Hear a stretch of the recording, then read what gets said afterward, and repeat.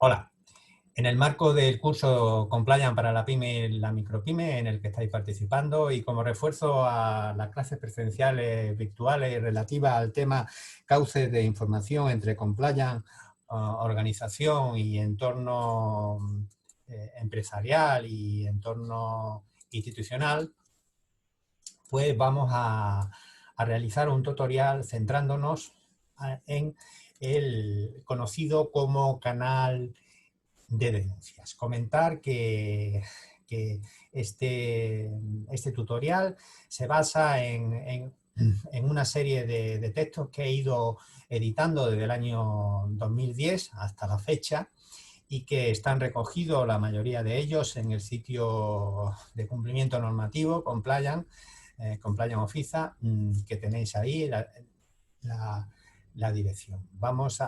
También hay que decir que también está basado este tutorial en el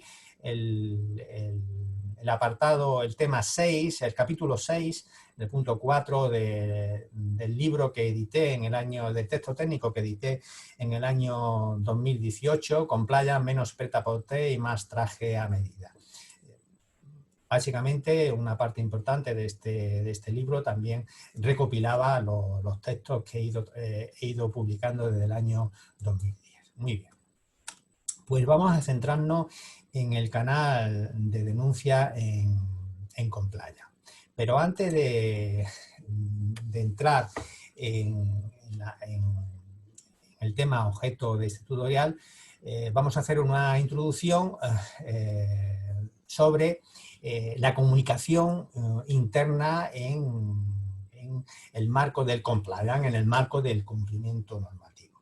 A veces la distinta normativa y la batería de controles que incluye un corporate compliance no es entendida por los trabajadores o incluso por la propia dirección de la empresa.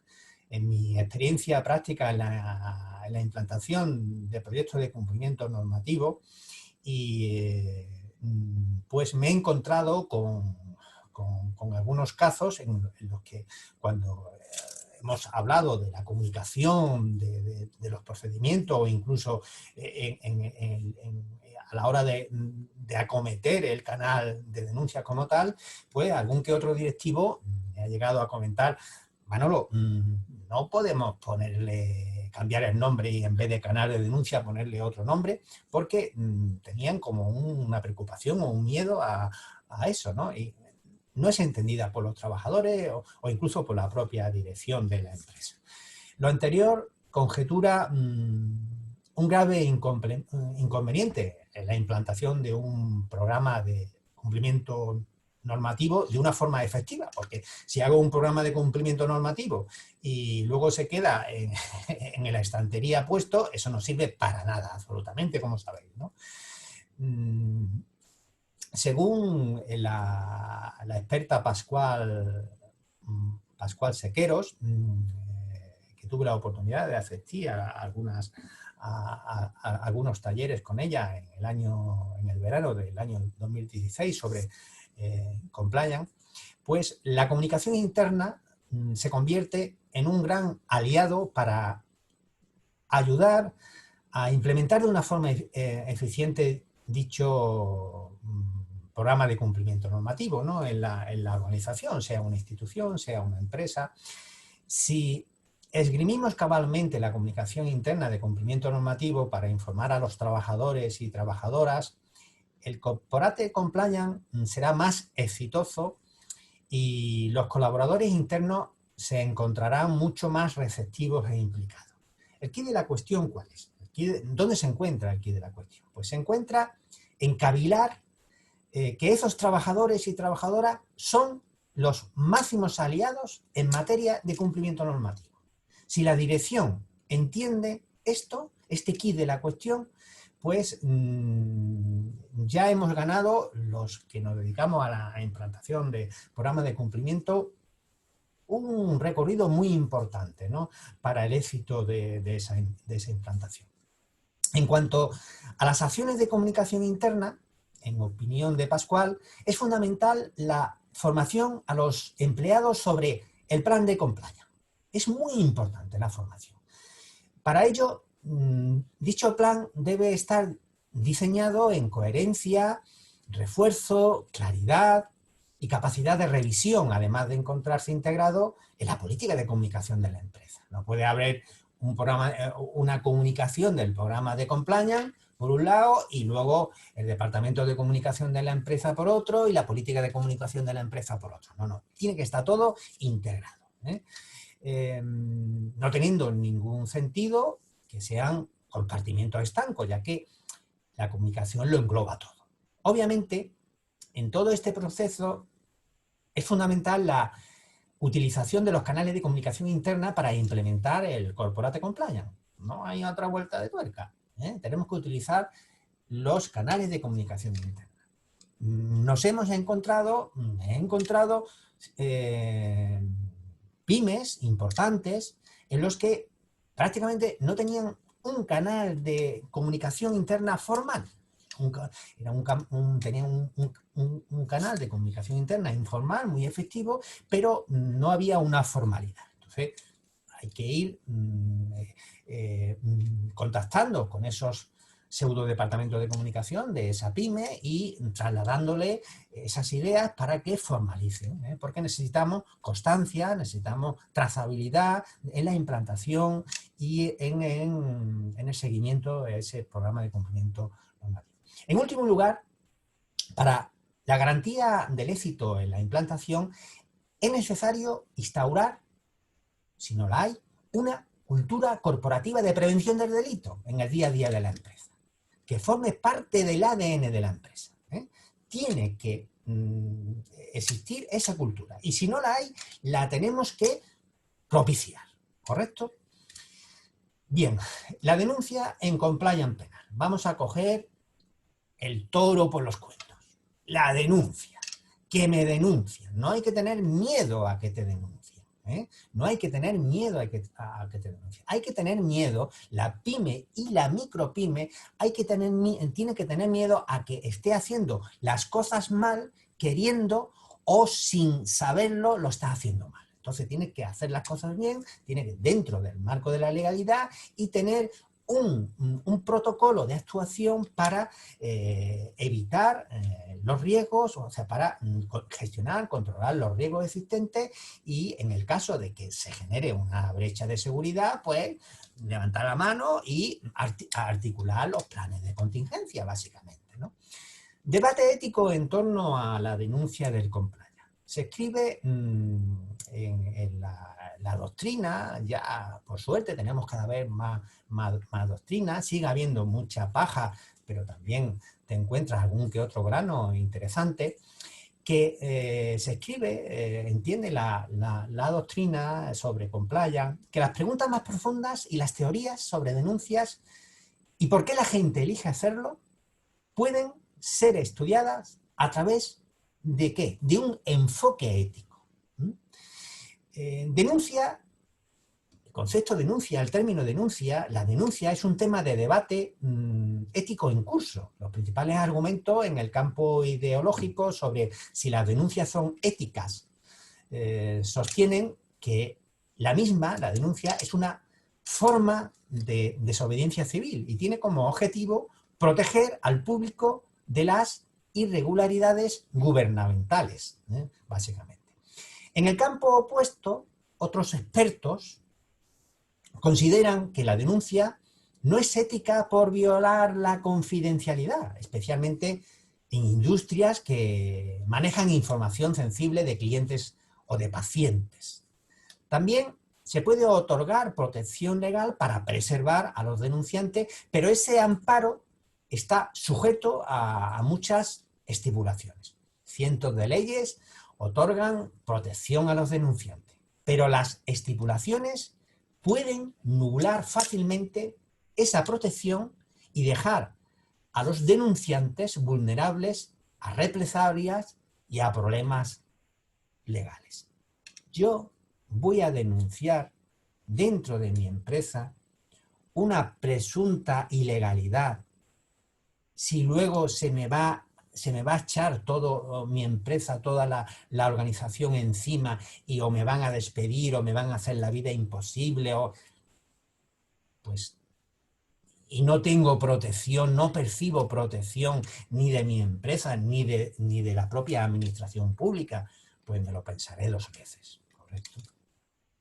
Sin embargo, la decisión y la acción se han vuelto mucho más complicadas con los avances en lo que a la tecnología y a la comunicación se refiere. Los denunciantes suelen enfrentarse a represalias, a veces en manos de la organización o en manos del grupo al que han acusado, y otras veces de organizaciones relacionadas, incluso bajo el paraguas de la propia ley. El imperio de la ley se te echa encima, ¿no? Realmente, las cuestiones sobre la legitimidad de la denuncia, la responsabilidad moral de las denuncias y la evaluación de las instituciones de denuncia son parte del campo de la ética política y de la conciencia de la misma sociedad. Bien, dicho esto, ¿qué es un canal de denuncias? Como ya veréis en las clases presenciales, virtuales y en las prácticas que vais a realizar,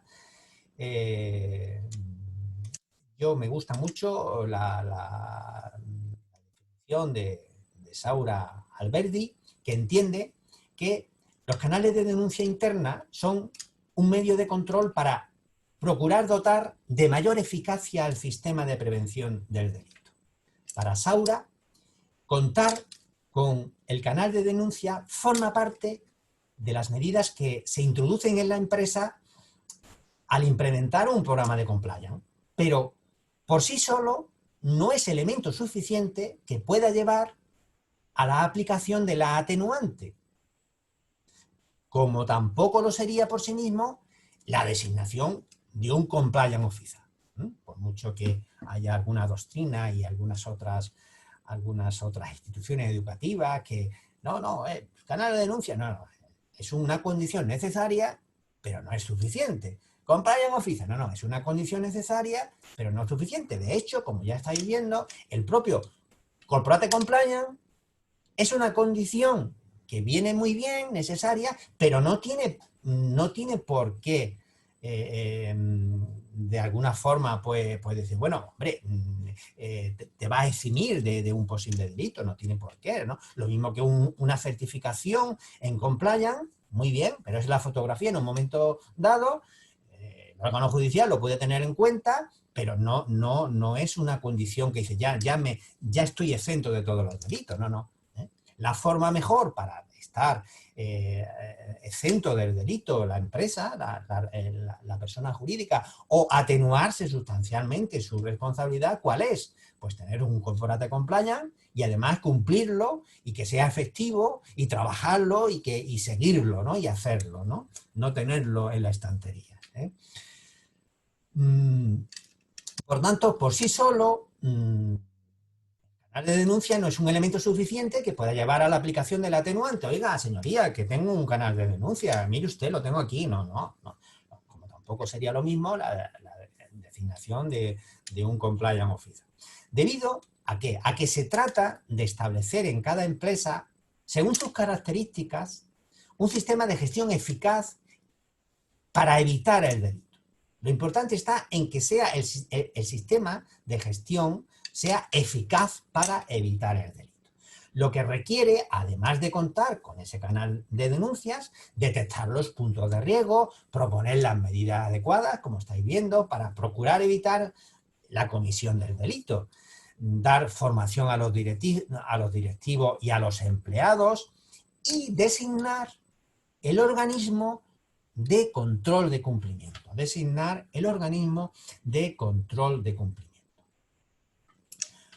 Otro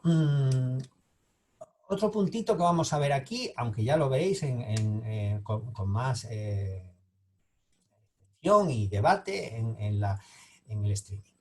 ¿Pueden ser las denuncias anónimas? Ya lo habéis preguntado algunos de vosotros en algún foro. El dictamen WP 117 de la Unión Europea entiende que los informes anónimos plantean un problema específico con respecto al requisito esencial de que los datos personales solo deberían recopilarse de una manera legal, ¿no? La Agencia Española de Protección de Datos en su momento consideraba que las empresas no deben informar o promover denuncias anónimas. Otro aspecto importante en su momento era la garantía de la confidencialidad, ¿no? A informar de esta al denunciante. En el momento de establecer el primer contacto con el programa, de que su identidad, la identidad del potencial denunciante, se va a mantener de manera confidencial en todas las etapas del proceso y de que no se va a divulgar a terceros, ni a la persona incriminada, ni a los mandos directivos del denunciante. Son planteamientos muy profundos. No obstante, ¿qué pasa si la persona que informa sigue queriendo permanecer en el anonimato? ¿Qué hacemos nosotros? ¿Qué hace la empresa? ¿Qué hace el compliance officer? ¿O qué hace el responsable del programa de cumplimiento?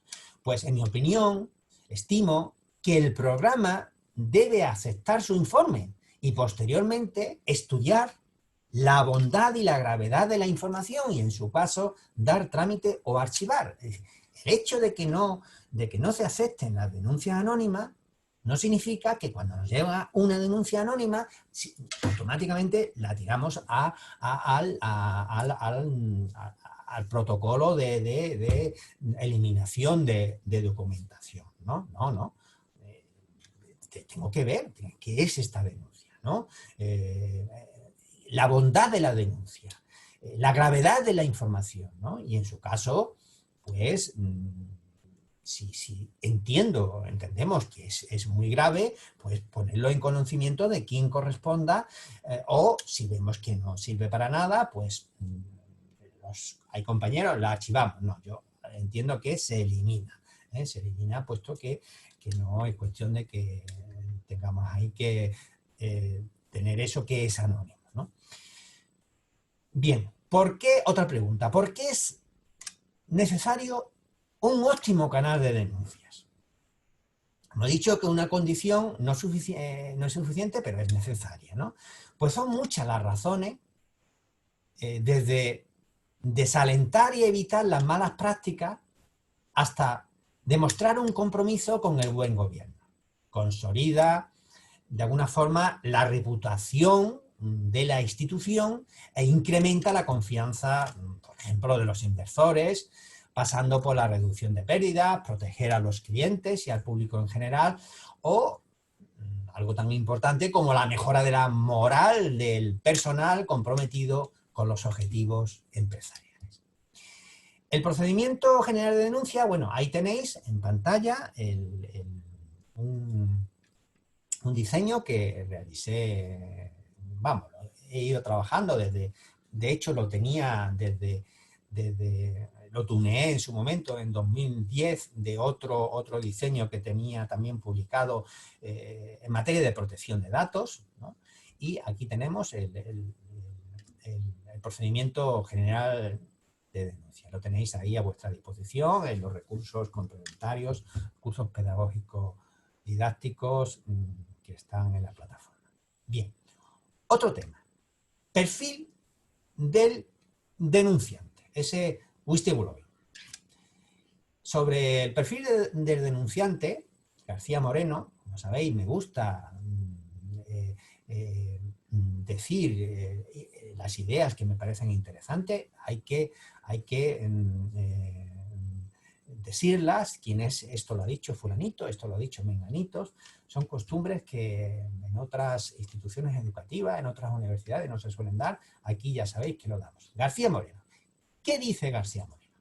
Pues García Moreno, tenéis ahí en los recursos pedagógicos también, en la bibliografía de esta persona, establece en términos generales la definición del concepto como la persona que revela información negativa sobre una organización, sea pública o sea privada, con la que generalmente esa persona tiene alguna vinculación, pero no tiene por qué.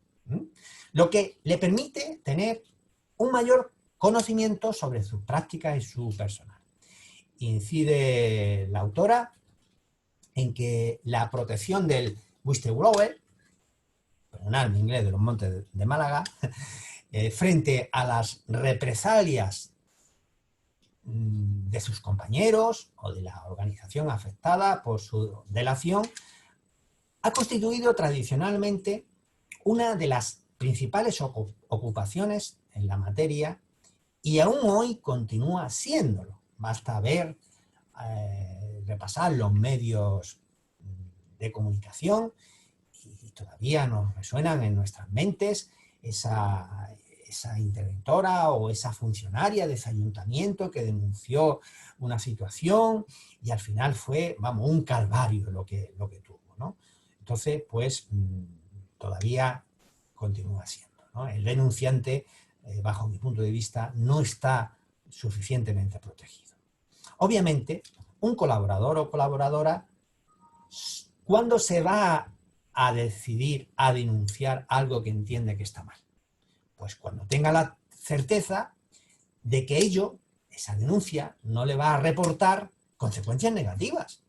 La falta de una cultura corporativa, volvemos a la cultura corporativa adecuada, hará mermar considerablemente, obviamente, la efectividad del canal de denuncias y de toda la política de cumplimiento. ¿Cómo protegemos al denunciante? Una de mis mayores preocupaciones era, cuando empecé a trabajar el tema del compliance, finales de 2009, principios de 2010, incluso cuando estaba trabajando en proyectos relacionados con protección de datos de carácter personal, la LORTA primero y luego la OLPD, ahora sabéis que tenemos otra normativa. Una de mis mayores preocupaciones era cómo proteger al denunciante, al que decía que algo estaba mal, que algo no se estaba haciendo bien. ¿Protegerlo de qué? Pues de las represalias que como tortazos traicioneros le llegaban, le llegan, le siguen llegando por todos los ángulos políticos, empresariales, profesionales, sociales e incluso familiares. Me he encontrado casos incluso con situaciones familiares muy sensibles. Coincido con García Moreno en que el legislador español, coloquialmente, permitirme, pasa 3 pueblos de este tema. A nivel internacional sucede algo similar. No penséis que el legislador español va por... No. A nivel internacional sucede algo similar. Si bien hay que reconocer los avances importantes en países como Australia, Reino Unido, Japón, Noruega, Canadá o Estados Unidos. Y la Unión Europea también se está montando en estos últimos años, se está montando al carro de esa protección al denunciante. Estados Unidos sí tiene cierta historia desde el cazarrecompensas del oeste americano, pasando por ese Ethical Resistor hasta la figura actual del Compliance Officer, reforzando su ordenamiento con las famosas actos de reclamación falso, ¿no? Según García Moreno, la experiencia demuestra que los sistemas de denuncia que tradicionalmente mejores resultados han obtenido, ¿cuáles son? Son aquellos que ofrecían recompensas económicas a cambio de la información. Toma ya. Los que más mejores resultados han obtenido son aquellos que ofrecían recompensas económicas a cambio de información. Si hubiera una cultura corporativa adecuada en materia de hacer las cosas bien, todo eso, no creo que se tendría que llegar a esa recompensa económica por denunciar, pero sí hay que garantizar al denunciante que no solo, que no va a tener represalias, y es que algo tan lógico como es, oye, que estoy diciendo que algo está mal, se está haciendo mal por bien del proyecto en el que soy, por bien de la olla en la que todos estamos comiendo, o todos los decentes estamos comiendo, ¿no? ¿Cómo se fomenta la denuncia de quien también está implicado? ¿no? Esa persona que está implicada en un delito y cómo fomentamos que denuncie. Además de los riesgos habituales que se enfrenta el denunciante, pues esta persona, que además está implicado, deberá asumir las responsabilidades derivadas de su infracción. Por lo que las consecuencias negativas que para él mismo tendrá esa denuncia, pues son mucho mayores que en los casos del denunciante testigo. Por tanto, si la empresa, si la institución está verdaderamente interesada en conseguir esa información, ¿qué tiene que hacer? Pues los incentivos que debe poner a su disposición deben ser más contundentes. Por ejemplo, una amnistía interna, ¿sí? Una amnistía interna, ¿correcto? Bueno, pues nos vemos en el siguiente tutorial.